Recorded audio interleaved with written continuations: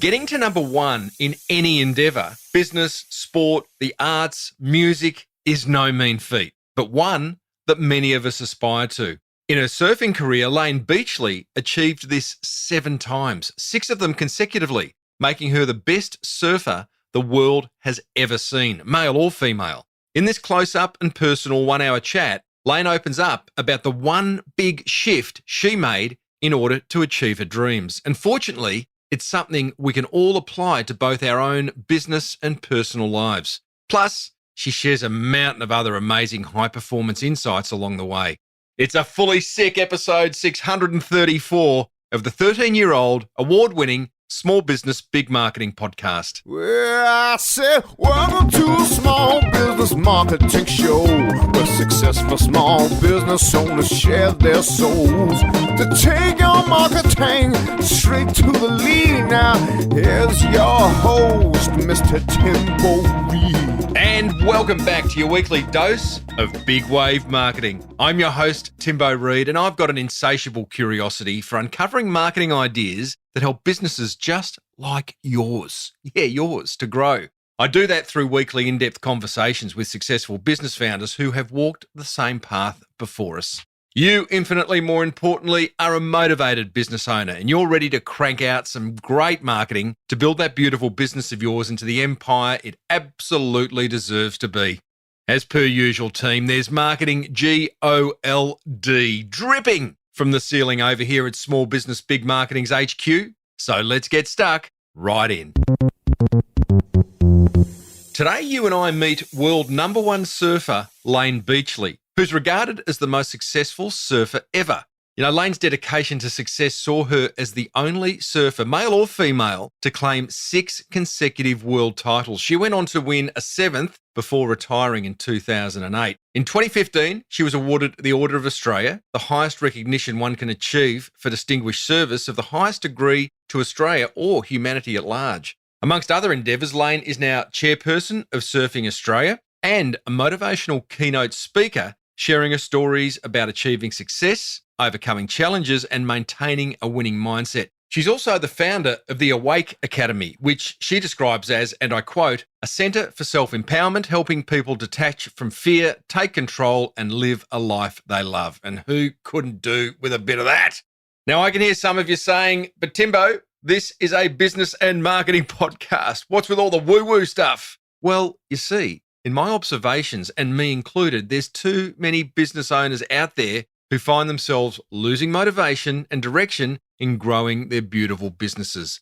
This may show up as depression, anger, agitation, a lack of focus, or in some other destructive way. But the reality is, before we're business owners, we're all human beings. And that, my friend, is a much tougher gig than running any business. By the way, if that's you right now, please take care and don't be ashamed to chat with someone at your local crisis support centre. For us Aussies, that's Lifeline on 13 11 14. So Layne, welcome. And in surfing parlance, I'm fully stoked, sister. You've made the time to chat about business owner wellbeing. You're a frothing man-grom, Timbo. It's great to be here with you. Can we just make this hour conversation, full of surfing lingo? Yeah, let's do it. Great. Hey, Layne, there seems to be a consistent theme developing on this podcast with past guest and another world number one surfer, Sean Thompson, going off and creating a personal development business. What is it about surfing that encourages personal development? Whew. It's a very profound question to kickstart this podcast interview off with. Excellent. Yes. My work here is done. Yeah. If I had the answer to that, I'd be bazillionaire. No. Look, I'd say that surfing is the one sport that I've participated in where I've had to learn to truly surrender. And when it comes to personal development, you actually have to learn to surrender aspects of yourself because when it comes to building a business, we're predominantly control freaks. We think we have to be in control of everything. Yet when you go out and paddle out into the ocean, you're surrendering yourself to the control of a force that's way more powerful than you are and learning to adapt to that force and then learning how to actually throw yourself into an environment that can be quite dangerous. To increase our efficiency, we're looking for the most dangerous part of the beach. We're looking for rips because we get out the back faster. And that's also where the more powerful waves are. So we're looking for danger, we're releasing control, we're surrendering to forces, we're adapting to consistent changes, we're consciously and consistently aware of the variables that can impact our performance. So just with those characteristics, I think it equips us very well to help not only develop ourselves, but if we're able to harness those skills, then share those to help develop others. Well, the way you're talking about that in relation to surfing, I mean, you can just juxtaposition small business directly into that. Tell me about this notion of surrender. Does it just mean, clearly it doesn't mean giving up. No. But does it mean just, it means what trusting. does it mean? Like I can feel it. What did you say then? It means trusting. Mm. It means trusting that things will work out okay. It means trusting in your ability. It means opening yourself up to the unknown and being okay with whatever comes to you. Trusting in your preparation, trusting in your ability to adapt to a changing scenario. It doesn't mean giving. It's actually the opposite of giving up, because you've done so much work to get there. Now you have to trust in your ability to do or deal with whatever presents itself to you. Makes perfect sense, and clearly you're an example of it. Feels bloody scary. And you used the phrase earlier, control freak. Yeah. I mean, welcome to running a small business. As small business owners and founders, we've had an idea. Yep. We've rolled up the sleeves, somehow found the courage to get it to market, and now you're telling us to surrender? Yes, to a degree. Yes, it does sound counterintuitive, doesn't it? Yeah. Can you reflect on, wow, I mean, the first time that someone said, hey, Layne, if you want to be any good at any of this surfing stuff, you're going to need to surrender. Can you remember that time? Absolutely. So it was the mid-90s. I'd been on tour for 4 years. I was number 2 in the world. My goal was to win a world title, and yet I kept falling short, and I was coming close, but not quite getting to where I wanted to be.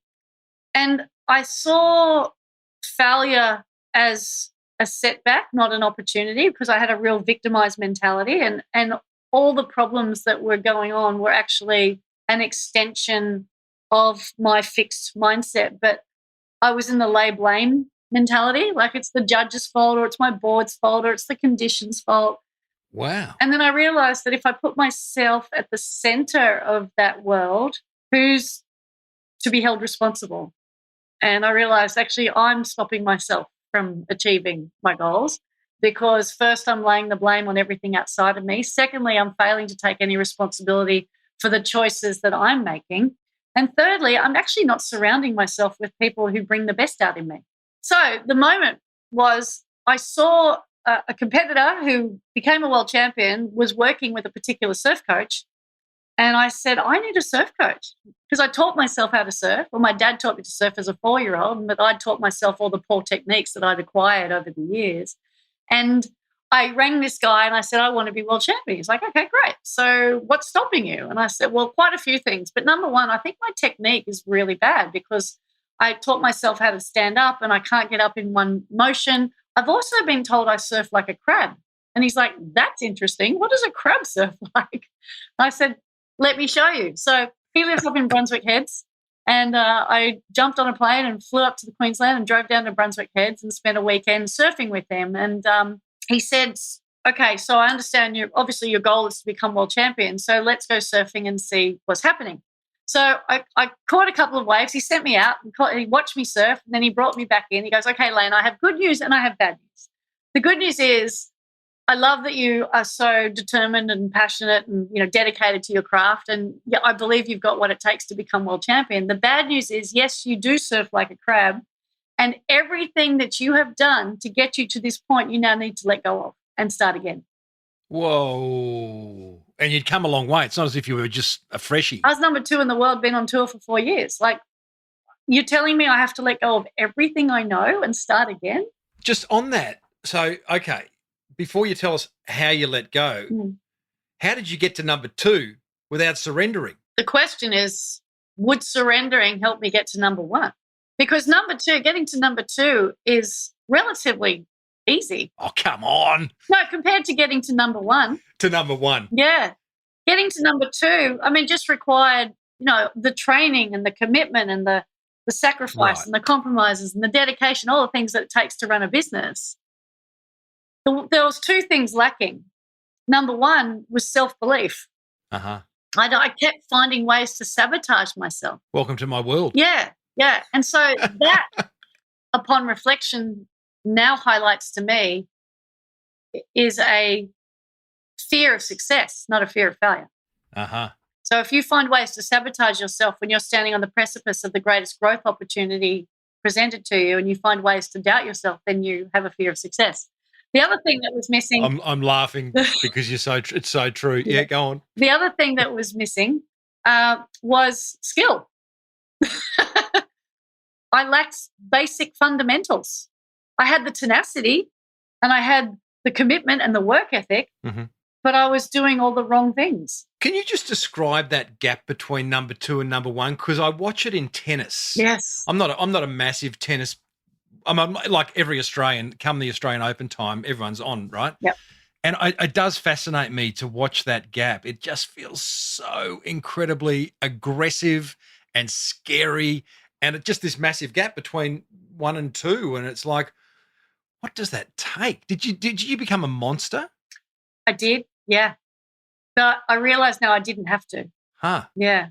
Because you think about the difference between Roger Federer and Rafael Nadal when they were 1 and 2. Roger wasn't a monster. No, he wasn't. Well, I assumed he wasn't. I mean, you only see what you see, right? Yeah, but he's one of the most respected tennis players on and off the court because he's a gentleman. Yes. And he learned how to do a lot of things that gave him distinct competitive advantage. But when it comes... Isn't some of that just a given? Like, isn't he just born a gentleman? No. You can learn to become one, definitely. I mean, the Swiss, you've got an advantage. You're a Swiss pizza. Yeah, that's right. But anyway, are you? No stress, Gene. Yeah. Just keep it chilled. I'm not going to upset anything. Describe the monster, Layne. Well, when I did surrender and I retaught myself a lot of fundamental flaws that were the basic fundamentals to become a better surfer, let alone a better competitor, I was able to speed up my evolution to ultimately then go on and win a world title. Become a better surfer, not a better competitor. That's interesting. I had to slow things down to speed things up. Then when I won my first world title, I won it in a state that I refer to as my love-based world title. So I'm a 7 times world champion. I'm the only surfer in the world to have won 6 consecutive world titles, but I won 5 of them in a state of fear, which I refer to as my tiger shark phase. And I won 2 in a state of love. The difference between world titles number 1 and 7 and world titles number 2 to 6, the bookends, which are 1 and 7, were won in a state of process-driven focus. I was really focused on process. How can I be better? What skill set am I bringing that's different to my competition? Where are my greatest distractions? Where are my strengths? What do I need to be improving on? How can I improve on my nutrition, my fitness, my focus, my equipment? Where are the little competitive advantages that I can find that are going to boost my confidence? 1 and 7 were solely focused on process. Then once I achieved the success, all of a sudden, I became the compassionateless tiger shark that saw everything as in my way, not on my way. And that was because I was solely outcome driven. I was solely focused on winning at all costs. And that mentality cost me a lot. Sure, I succeeded. Yeah, I've got 6 consecutive world titles, but I'm not proud of the way I did it. It lost me a lot of friendships. It lost me my quality of health and well-being. I suffered from severe injuries, burnout, depression, chronic fatigue, you name it. I pushed myself to the brink. And those are the life lessons that I now like to share with people, because the way I went about it isn't the only way to do it. But if we convince ourselves that that is the only way to do it, then we will continue pushing at all costs. I suppose to the business owners listening, Layne, that are saying, well, happy to be number 2. It doesn't, and in being number 2, 3, 4, or 5, whatever that may be, just not number 1 in your industry. Yeah. I mean, they're earning good money potentially. They've built themselves probably a good lifestyle. Although I imagine they're pretty miserable and under the pump, and not being themselves, not honouring themselves, and not being full of joy. And from what you're saying, it is possible to have both, to just have this incredible existence, this success, and to be the person you are and not someone who you're not. It sounds such a big ask. It's actually a big ask to surrender to that. That's where the essence of surrender comes back into the equation, because who are you not to be your biggest best self? And that's the story that comes from limitations and projected expectations and all the fears that we're constantly bombarded with by others. Who are you not to be that shining light? Why are you robbing the world of your gifts? Because you have fear associated with it. Yes. Who are you not to step into your divine self? Who are you not to be the gift to the world? And who are you not to share those? Like, why are you telling yourselves these things? You don't have to be number one to do that. You can be number 101. It really doesn't matter. But the cream will always rise to the top when you're being your most authentic self. When you're not, then that's where the agitation occurs. That's where all the shit happens. That's when it gets really punishing and uncomfortable. But here's the question. Do you believe success has to be hard? You're asking me? Yeah. I know it's a leading question, and I suppose no. I mean, I know no, it doesn't have to be hard, because I've interviewed enough successful people to know that for many it hasn't been hard. It's been an absolute joy. I think my initial response to that is, though, the truthful response is, yeah. Yeah. And yeah, so it does. It seems you and 99% of your listeners would agree. Success has to be hard. And the thing is, we are self-fulfilling prophecy, so we will continuously find evidence to prove ourselves right. Yes. Because we want to be validated. Yep. Right? So it's very easy to prove that success is hard. And it's very easy to then pursue endeavors and pursue it in a way that makes it harder than it needs to be. Oh, it's very easy to prove success is hard. Yeah. Yes, absolutely. Yeah, there's enough evidence out there.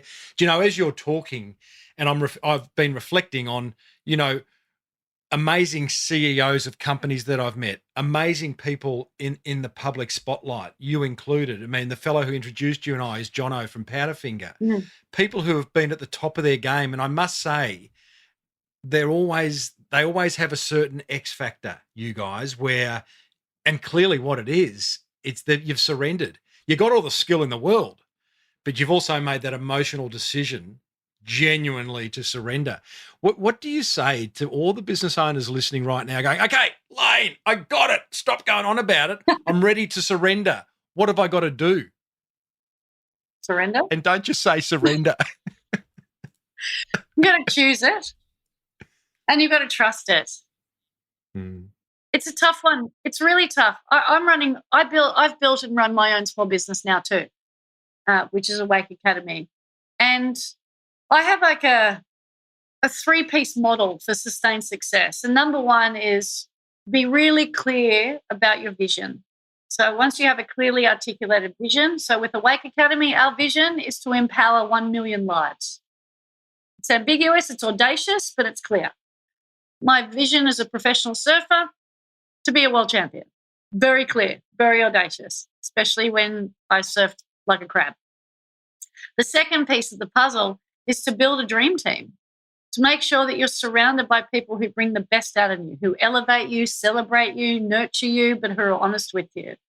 When I think about the team of people I had around me, especially as an aspiring world champion, I was surrounded by what I refer to as dream thieves. A lot of people were quick to criticize and judge and put me down.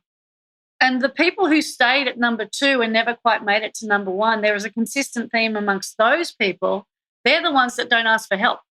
They're the ones that think they have to do it all on their own. They don't travel with coaches. They don't ask for support. They just think they have all the answers, and they struggle and they push and they pull and it's exhausting. Can we turn this from an interview into a counselling session, please, Layne? I'll stop record now. Keep going. Sure. So do you have the right amount of support around you? Because when I launched Awake Academy, I had a business partner who helped me create the vision. My why is very clear. Awakening others awakens me. I'm very congruent with myself, my story, the material I want to provide. So my vision is clear. My dream team is clear. But when it comes to building an online platform, you need an agency. And I'd met with a couple of agencies and they just didn't get me. They didn't quite understand the concept. I didn't feel supported. And then this last agency that we drove to, we got to the car park and I burst into tears. And my business partner looked at me and went, "What's going on?" And I said, "If I don't feel supported in this, I can't do it."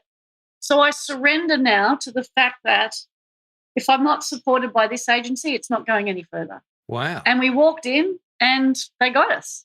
And we built a Wake Academy. So the third piece of the puzzle are the daily actions that you take, because your daily actions are also your accountability partner. Yep. Are your actions getting you closer to your vision or to your dream team? Are your actions in support of your vision or sabotaging it? Your daily actions literally will reflect and mirror what you believe to be true, because that's what our lives do. If you don't know what you believe, take a look at your life, because that will show you what you believe. Wow. Sounds so incredibly simple and so incredibly complicated. Yeah. But, in my experience, and my beautiful girlfriend Sarah is very in touch with all this stuff, and we talk about the fact that, it only requires a decision. I mean, I asked earlier, not facetiously, but wondering how complicated the answer was going to be, is how do you surrender? But often it's a choice. It's a choice. And it comes with an element of vulnerability, which a lot of CEOs and leaders don't truly comprehend or understand. The good ones do, though. Yeah, the good ones do. Absolutely. But vulnerability is a true state of acceptance. Yes. Yeah. Can't be hurt from that. Hard being vulnerable, particularly when you're a business owner and particularly if you're employing. Yeah. Again, because, they know everything. No, they don't necessarily know everything, but you sort of sometimes feel like you got to know everything. Why, though? Exactly. Yeah, fair question. Dream team, talking to Jono about this. Yep. When you reach a certain height, you obviously are surrounded by either a dream team or dream thieves. Mm-hmm. And talking to Jono, I was always fascinated watching people in the public eye being surrounded by yes men. And I always get a laugh at that Jim Carrey film, Yes Man, because and I haven't experienced that, but it must be terrible because you would lose touch of reality. If you want a true opinion on something, but the people around you, because they're dream thieves, say yes, even when it should be a no, that's very destructive. I imagine you would have been in that space until you had some kind of realization that no more dream thieves in your life. Yeah, and it does come down to a bit of a audit of the people that you have around you, because the law of proximity states that we become the sum of the top 5 that we spend the most amount of time with. So if you're not willing to look at your own self, then have a look at the people around you and measure the characters that you have, because they will be influencing the way that you feel about yourself. So I had a lot of dream thieves, but I also had a lot of dream team, and I became very discerning when I was about 14, surfing down at Manly and being told to get out of the water because I was a girl. And there was more dream thieves than there were dream team at that time, but those dream team members became my allies. And that's the lesson that I've learned now today, even as a chairman, is having an ally in the board. Every boardroom that I walk into, I need to have an ally in the event that I lose my confidence, I lose my ability to stand up and fight for what I believe in. It automatically gives them permission to speak on my behalf and use my voice as their own to service the needs of the masses versus the needs of the individuals. Layne, you talk about many don't ask for help. Did you find that it was easier to ask for help the more you became successful? That seems counterintuitive. Not really. You think you'd need less help? Yeah. No, it definitely made it easier because I was a lot clearer about what I needed. I had a clothing brand for 5 years and it failed 5 times. And because I didn't quite get... Sorry to hear that. Yeah, that's okay. But the funny thing was I remember standing up on stage talking about my clothing brand, and a woman got up in the audience and had the handheld microphone and said, "Layne, how can we help you? What do you need?" And I went, "That's a really good question. I don't even know how to answer it." So the more successful I became, the more tactile and the deeper my understanding of the requirements to maintain the motivation, and the simpler it became. What a lovely question to be asked. It was a great question. Yeah.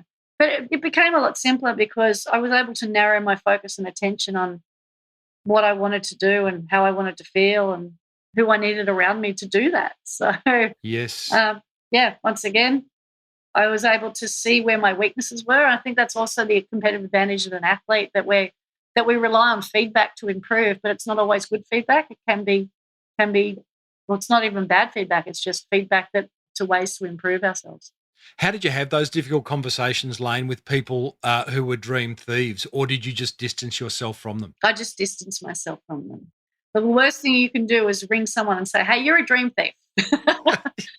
No, definitely don't. Well, I sort of have this vision that at the higher echelons of achievement, like where the places you've been, there are very, very difficult conversations to be had. There's no time to muck around here. That's how it feels to me anyway. Yeah, and I had a few of them, especially when it came to sponsorship and came to, I sat on the board of directors of the ASP for 15 years fighting for equality and equal rights, and that was a shit show.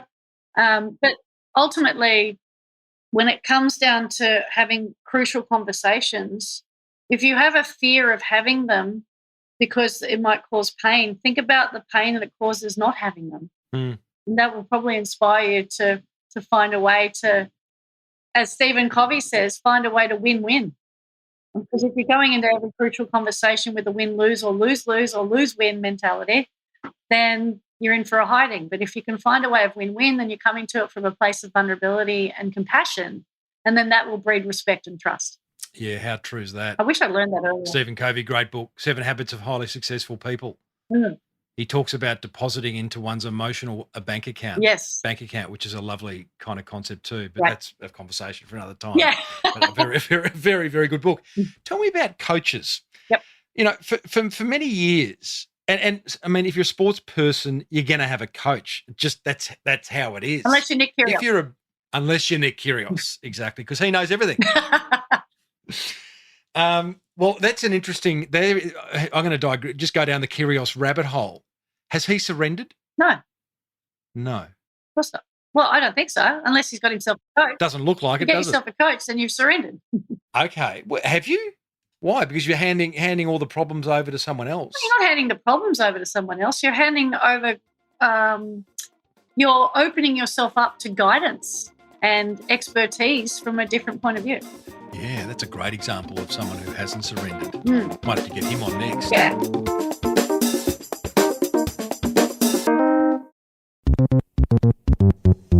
Maybe I'm out of touch, and I had an action coach on years ago. He hassled me for a long time to come on the podcast, and I finally gave in, and I just resisted because I just felt at the time the word coach was a dirty word.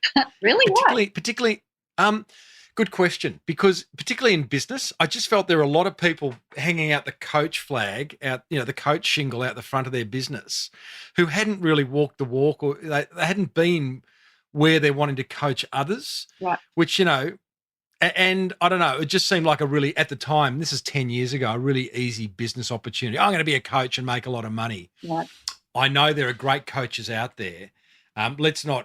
What's your view on that? But more importantly, should every business owner have a coach? Not unless you want a coach. Okay, let me just write that down, Layne. Very profound, isn't it?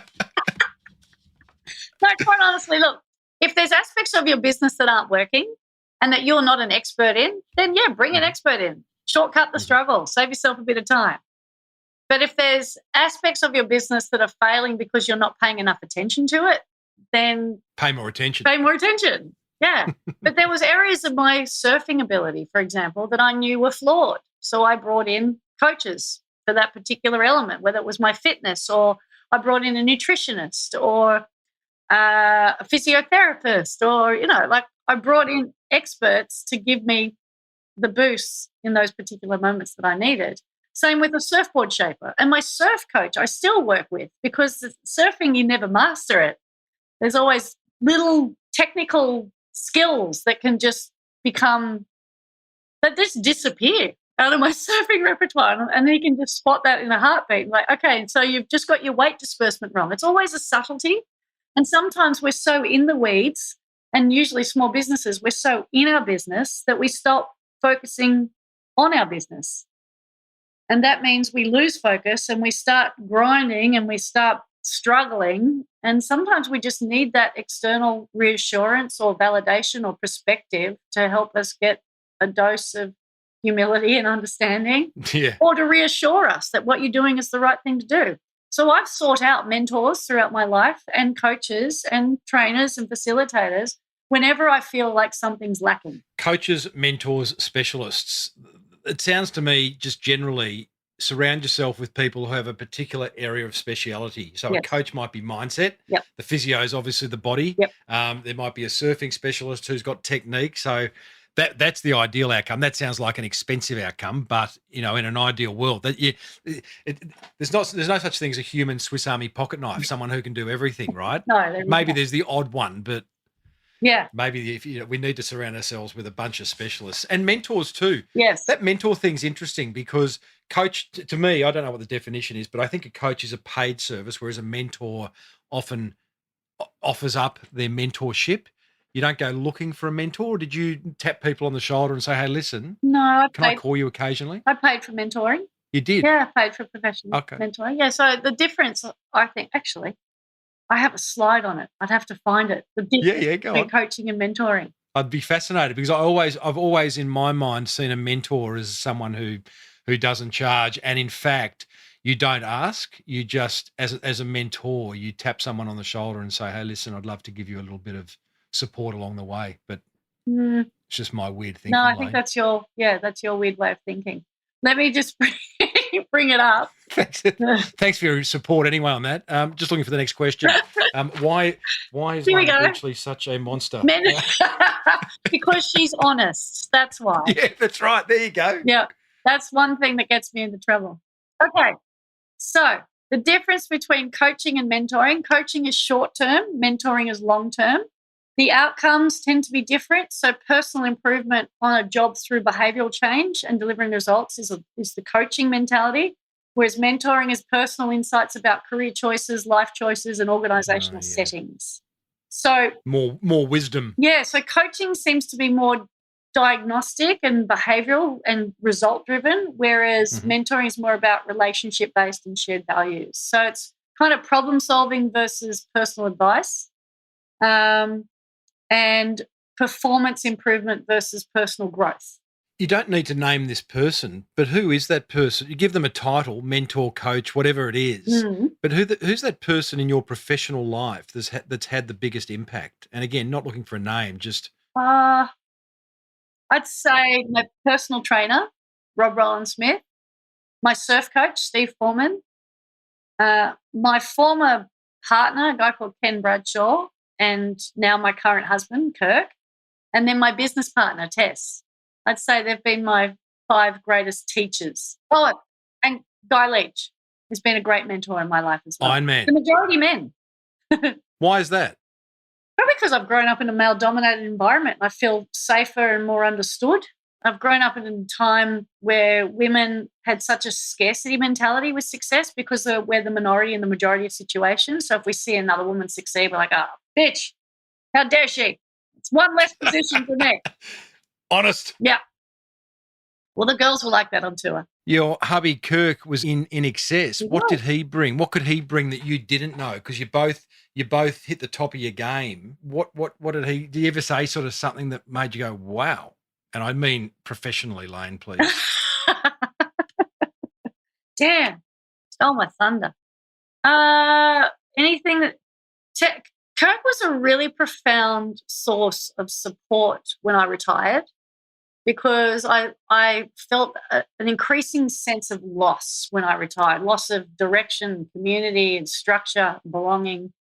And he had basically, that band, In Excess, had been able to reinvent themselves so many times, but they'd had so many periods of nothingness that he was able to normalize it for me. And like I said, just provide that sounding board of just being able to say, look, I feel really lost today. He's like, yeah, that's okay. It's normal to feel that way. But here's what I did. And Kirk has been really good at finding ways to keep himself busy or keep himself entertained or focused on other things, and never really allowed himself to be defined by what he did. It was that, and I think that's a really important point to make, is that if we're defined by what we do, then we never become who we are. Oh, wow. That's great. That whole, how do you not define yourself as world's number one surfer? How do you not define yourself as a member of one of the great Australian rock bands ever and then move on to other things? I mean, that takes a lot of, I don't even know what, Discipline. courage, self-awareness. What'd you say? Self-awareness and discipline, yeah, because In Excess was surrounded by hundreds of yes people. They all wanted to slipstream in the success of one of the greatest rock bands in history. But Kirk and I both found our sense of self-worth from within, not externally. And of course, when you become the best in the world, everyone tells you how amazing you are, except for your peers who want to see you lose. Yeah. So it's this dichotomy of being pushed and pulled. And if you're so distracted by the compliments and the criticism, then you're never going to find a sense of centeredness. The skill is to recognize that, yes, there's validation and reassurance in being told I'm amazing. And yes, there's even still a bit of a validation in being criticized and being told that I'm sick of seeing you win all the time. You're a bitch for winning everything. So how do I feel about that? And what do I want to do with it? Because I'm not going to allow the critics to define me, and I'm not going to allow my success to define me. I get to choose how I show up every day. I get to choose how I feel. I get to choose how I behave. I get to choose the legacy I want to leave. I choose, and it's choice, not chance, that determines our destiny. Mm-hmm. So if we maintain consistency of choice, then we'll maintain a connection to our own sense of self-worth. Beautiful. You should write a book. Yeah. Oh, you have? I've written a couple. Yeah. Got a biography, got a little book of inspiration. Tell me, you've got the Awake Academy, which is fantastic. You've also got these beautiful 12 days of inspiration that if anyone goes to laynebeachley.com, you can just hand over your email address. Layne will spam you for the next 50 days. But that's okay. It's all very valuable. And not true. But you get this wonderful 12-page PDF of 12 days of inspiration. I love what's inside the Awake Academy. And I love the fact that, particularly for business owners, Layne, you not only talk about self-alignment, you talk about team alignment and actions and awakening your energy and all that kind of stuff, which is, absolutely relevant to any human being. But in this case, business owners, could we just work our way through some of these 12 days of inspiration, which aren't a part of the Awake Academy, but it's all part of that whole that space. Part of the ethos. Yeah, part of the ethos. Yes. And I'm just going to cherry pick because we're not going to have time to get through all of them. I will start with number one. When you use your past to define your future, you're no longer living in the present. Now we hear about mindfulness all the time. Yeah. And, cliches are cliches for a reason, right? Because they're true. Yep. How does one, as a business owner, stay in the present when you've got all these mistakes you've made in the past, you've got all this anxiety about where the next customer's coming from in the future, and you're asking me to just stay centered and present? No, you put it like that, yeah. How would you? And you don't have to know the answer, by the way. How would you like me to answer this one? Honestly? Yeah, okay. Well, the thing is that we often rely on past experiences to predict future outcomes, and that sabotages the present moment. Because when we're in past thinking, we are increasing our levels of anger because we're beating ourselves up for mistakes that we made. And then we use that to project through the present moment into the future. And when we're future thinking, it increases our levels of anxiety because we don't know what's to come. So if I go back to what happened last time, then maybe I'll be able to control what's coming. There's no surrender in that, by the way. That's just control, control, control. Yeah. The beauty of being in the present moment is recognizing that our past does not have to be our future. So go back to the past, reflect on it, learn from it. Okay, got something valuable from that. I understand where I'm heading. So what do I need to do right now to ensure I get closer to that? Otherwise, we miss that choice. We miss that moment of choice because we've just gone, that was crap. Don't want it to be that. And what we focus on expands, which I believe is maybe another one of these. Yes. But what we focus on expands means that if we're focusing on what we don't want, we're actually creating a whole lot more of what we don't want. Yeah, self-perpetuating. Yeah. So we'll go back into the past again and go, I don't want that to happen. well, then I'll just sabotage this right here, right now to ensure that doesn't happen. But all that does is then create a whole lot more of what you don't want. And then you sabotage your future. It is incredible how if you focus on something hard enough, it does happen. And I'm sure many of us, all of us, can sit right now and look at our lives and saying, how did I get here? Well, let me look back on what I wished for, what I didn't wish for, what I said yes to, what I said no to. And here you are today. At a grand scale, you know, you wanted to be the world, your vision was to be the world's number one surfer. Yes. You got there. Yep. That must have been incredibly hard to then. What now? Yeah. What now? That's what a lot of people maintaining success. And that's what actually killed the Eagles. You know, when they wrote Hotel California, they believed that that was the best song they'll ever write, and that they capitulated after that because they thought, what's now? What can we do that's any better than this? Well, I don't know. Why don't you go write another song and see what happens? So when I won the first one, I went, what now? I really like this. I really like being in this position. I don't fear it. I don't look over the other side and go, well, the only way is down. I look at the opportunity for growth and improvement, and I think about what are the little things I can do each day to improve me tomorrow. How do I stay ahead of my competition? Well, number one, I don't compare myself to them because that will make me feel inadequate no matter who I'm comparing myself to. So I focus on me and I focus on what I need to do and maintaining that balance in life, like thriving in the tension of life. That's how I stayed at number one for 6 consecutive years. And keeping it interesting. Keeping it simple, keeping it interesting. And so here's a couple of things that we must do as business owners. Number one, we need to celebrate our little wins because that'll help us maintain our motivation. You can't build on success that hasn't been celebrated. So we definitely need to bring more celebration and play into our business lives. Otherwise, it gets too heavy, too serious, and then we take out all the fun. The second thing, when it comes to maintaining consistency of improvement, is taking a break from our jobs. No matter how much you love your job, and I know it's your own business. I'm in my own business too. I could work on it 24/7, but then that would cost me my marriage, my health and well-being, my love of surfing. It would cost me everything. I'm not willing to compromise on those things. So identify what are the most important things in your life outside of your business and find a way to commit and guard that time for those things, because it doesn't have to be one or the other. It can be both, but it takes a bit of commitment and discipline to do that. So that's what I was able to do when I was winning world titles year after year after year. I would take a break mid-season, not train, not watch my diet. I call it my fat month. People say to you, you're crazy, Layne? Yeah, absolutely. You're like, I should be competing in the smaller events to maintain the competitive juices. And I was like, I don't give a shit. Like, I just want to go and have a break. I need some mental stimulation in other ways. I go bushwalking, go snowboarding, go colouring in, painting, drawing. Just do something that gets you away from the day-to-day grind. Let me challenge you on that, only to say that, you know, you did that at a point where I'm assuming you had good income. You could afford to do it. You got business owners listening who may be at a point of really where they need that advice the most. Yep. Hey, take your foot off the pedal, go bushwalking, get out of your own head. Yeah. They say, I can't. The business will go bust. Right. Well, if it's that drastic, then maybe they do need to push through. But generally speaking, what do you say to the business owner that can't just go bushwalking or just take off? If it's that drastic, then yes, maybe the business wasn't set up to succeed. Fair.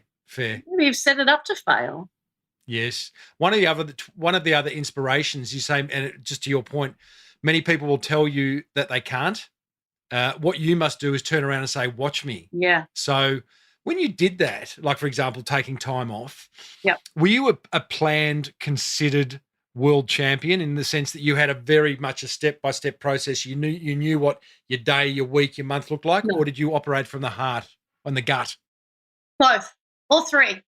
The heart, the gut, the head. And the more successful I became, the more heart came into it. Because I learned to trust. I learned to surrender a bit more often. Yeah. Life's unfair, isn't it? It's like, why aren't we born old and die young? Yes. So we have all the wisdom straight away. Curious case of Benjamin Button, right? Yes. There you go.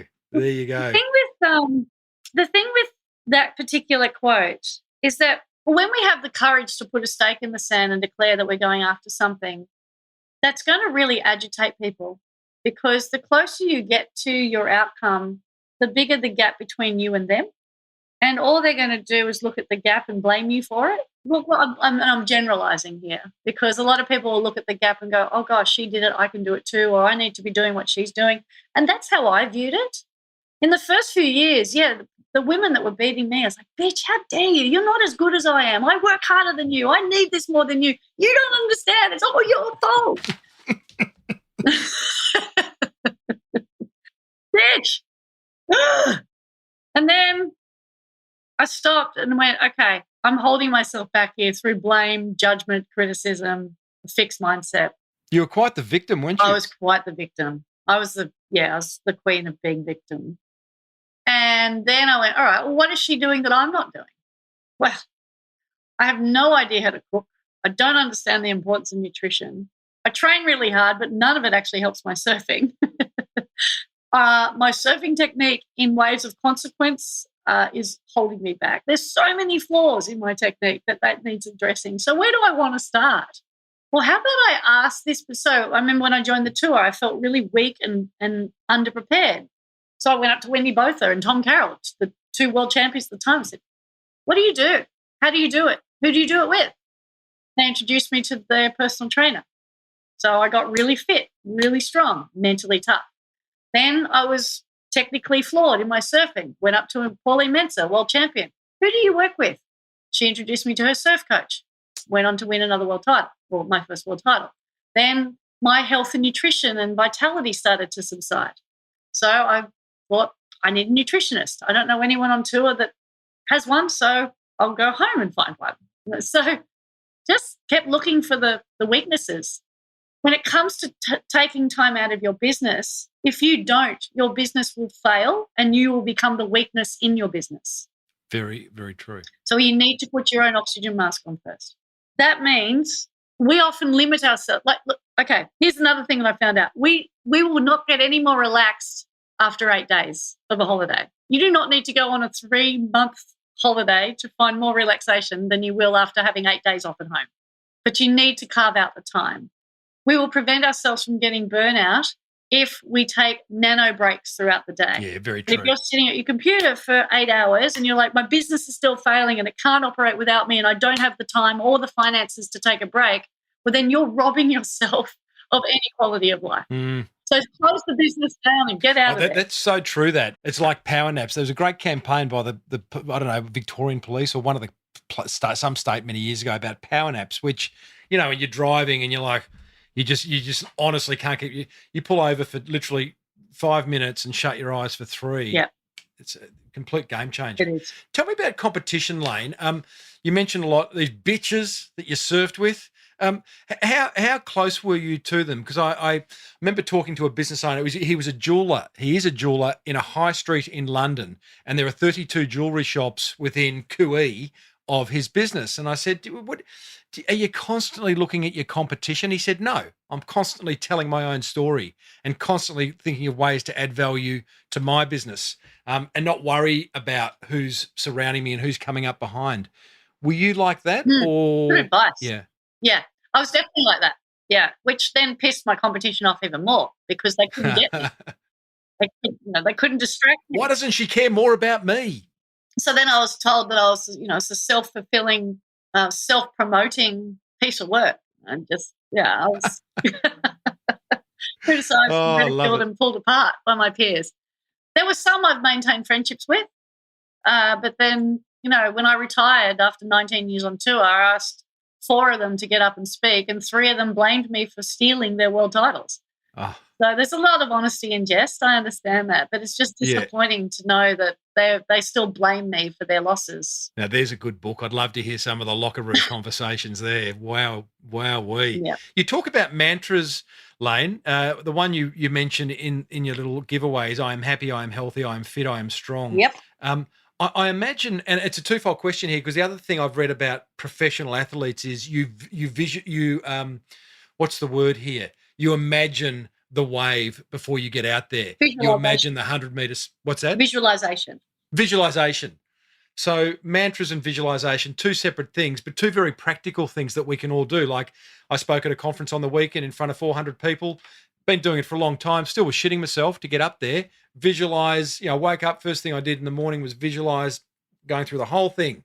So when I got up on the stage, felt like I was done. I'd already done it. Felt like I'd been there. Yeah. So just quickly tell us about visualization and mantras. Well, the reason that you felt like you'd been there, because you rehearsed it so consistently, that imprinted a very clear vision story into your subconscious mind.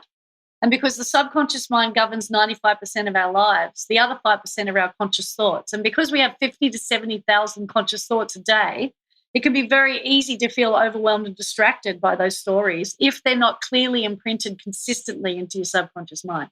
That's what visualization does.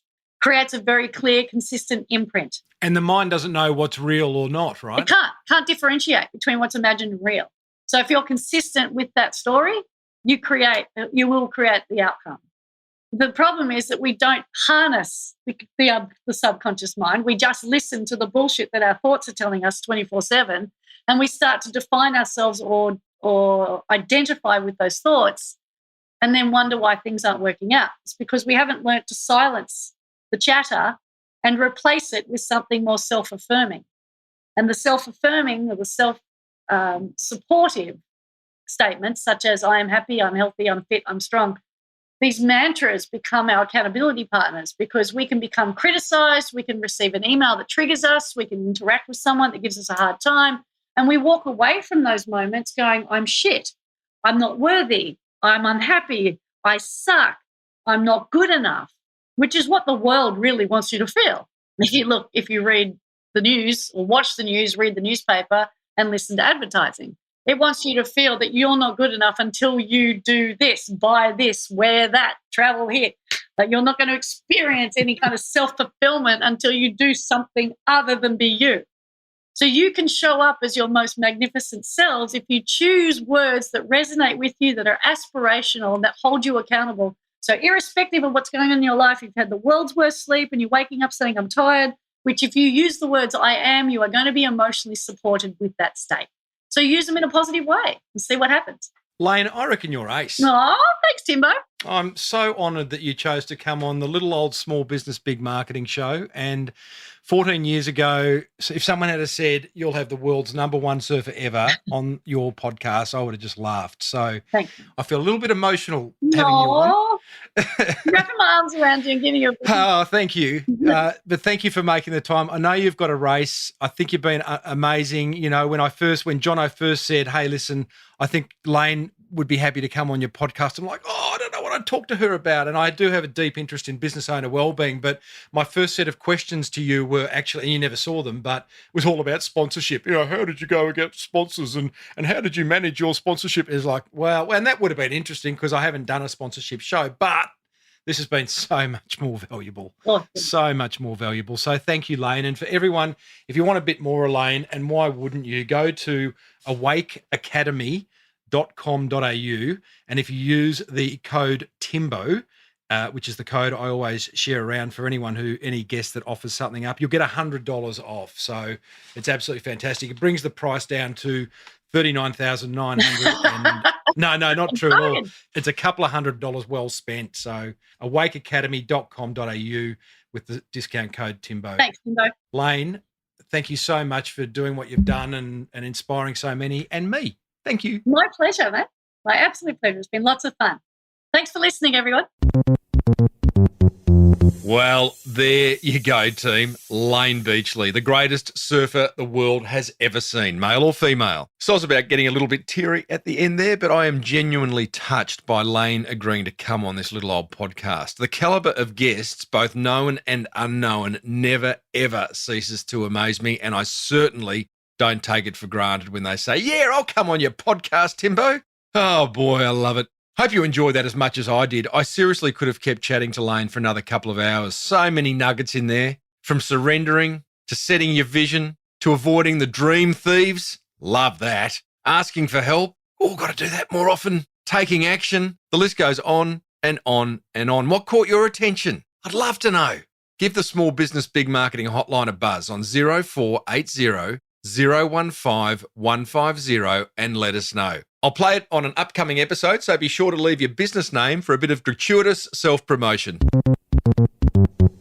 Righto, team, it's time for you to take action on what you have learnt, because ideas remain exactly that without action. Remember what Layne said about action. If you'd like to support the work I do for small businesses and want even more of me, then check out my exclusive business owner membership over at patreon.com/marketing podcast, or you can go to smallbusinessbigmarketing.com and you'll see a button top right-hand corner. Membership starts at a tax-deductible $8.50 a month. Got some great guests coming up for you. In the coming weeks, we meet a woman who's just written her 42nd cookbook, plus another woman who found a way to hijack the Super Bowl advertising cycle and drive her marketing results on a budget of less than $100,000. And that's just the start. If you enjoyed today's episode, please hit the subscribe button on your podcast app, where you'll find 633 more chats with successful business founders. As always, a big thanks to Alex Amster for stitching the marketing gold together, and for our in-house muso, Lockie Dolly, for the wonderful music bed that makes this podcast bearable. Most importantly, though, a very big thanks to you for tuning in. Your time is precious, and I respect the fact that you gave me the last hour or so. Thank you. May your marketing be the absolute best marketing. Bye for now.